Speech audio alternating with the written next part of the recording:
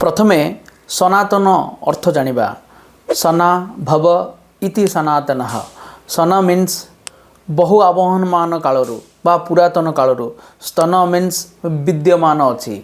जहा पुरातन कालरू विद्यमान अछि ताहाकू सनातन कहा जाए। वर्तमान धर्म अर्थ को आमे बुझिबा। धारयते इति धर्मः।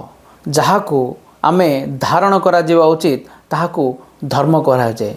तेबे एबे प्रश्न आसीबो कि काहाकू आमे धारण करा जिवा उचित। मनुस्मृति रे मनु महाराज धर्मर 10टी लक्षण व्याख्या करचंती।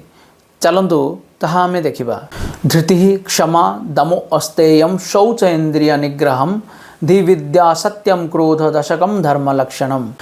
धृति माने धैर्य धरिबार शक्ति, क्षमा क्षमा करिबा, दम आत्मनियंत्रण करिबा, अस्तेय चोरी न करिबा, शौच पवित्रता करिबा, इंद्रिय निग्रह करिबा, धीर बुद्धि बा विवेक, विद्या ज्ञान, सत्यम सत्य कहिबा, अक्रोध क्रोध न करिबा।